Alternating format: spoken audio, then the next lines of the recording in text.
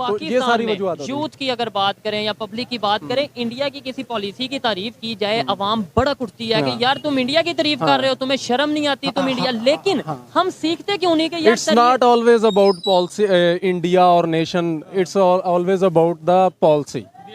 आप दुनिया के किसी भी खित्ते में रह रहे हो, एक प्रोग्रेसिव सोच रखने वाली कौम का ये नज़रिया होता है कि उसने दूसरों से सीखना है, लर्न करना है, बजाय इसके कि हम उस बात को लेके ट्रोल करें कि जी आप इंडिया को सराह रहे हैं, आप भाई उसकी पॉलिसीज़ ऐसी हैं कि they deserve respect and appreciation of their policies.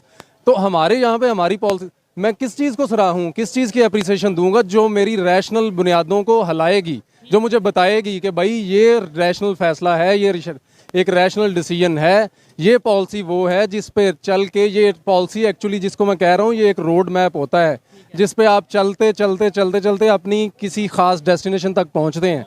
तो आपकी जब खारजा जो फॉरेन पॉलिसी हो या किसी तरह की भी पॉलिसी हो, लेट्स से इकोनॉमिक पॉलिसीज़ आपकी इस तरह की हों जो मांदा हों, जो गली सड़ी हों, तो आपको डेस्टिनेशन कैसी मिलेगी, गली सड़ी।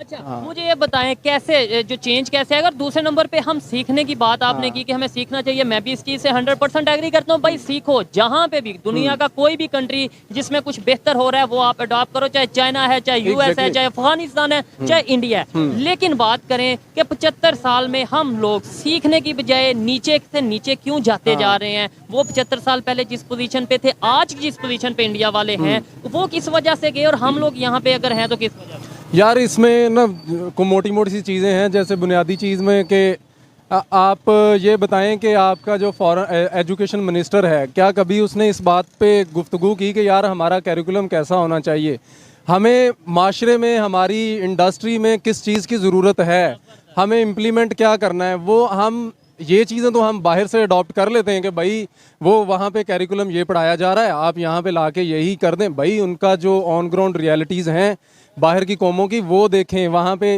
वो इंडस्ट्री में जो ज़रूरत महसूस होती है ना, उसी चीज़ को वो कैरिकुलम में डालते हैं। वो कैरिकुलम डिज़ाइनिंग उनकी इस तरह की होती है, उनके मेजर थिंक टैंक जो बैठे हुए हैं वो डिसीजन ही इसी बेसिस पे लेते हैं कि हमें अप्लाई क्या करना है, हमें लेके क्या चलना है, हमारी कौम को ज़रूरत किस चीज़ की है। यहाँ पे देखें बिल्कुल उल्ट हो रहा है, आपकी कौम को किस चीज़ की ज़रूरत है नहीं पूछा जाता। मैं आपको बताता हूँ, हमारी कौम को एजुकेशन की ज़रूरत है, हमारी कौम को रोटी की, जॉब्स की ज़रूरत है, लेकिन उस पर बात होने की बजाय हम एक दूसरे पे इल्ज़ाम लगाते नज़र आते हैं, एक दूसरे को क्रिटिसाइज करते नज़र आते हैं, डिग्रेड करते नज़र आते हैं। हाँ, इसकी बुनियादी वजह यही है कि हम दूसरे पे कीचड़ चाबू उछालते हैं जब मुझे अगले बंदे से कोई मसला नज़र आ कि यार ये मेरा स्टेटस को चैलेंज कर रहा है। मैं बुनियादी चीज़ आपको बताता हूँ कि पावर को जब भी ख़तरा होगा किसी से, तो पावर उसके अगेंस्ट अपनी पूरी पावर से उसको रेजिस्ट करेगी, उस पर अटैक करेगी। उसका हथियार ही यही है कि किसी भी शख्स को जो नीचे से उठ के जो ग्रास रूट लेवल पे कोई डेवलपमेंट लेके आ सकता है उसको क्रश करो, कि हमारी कहीं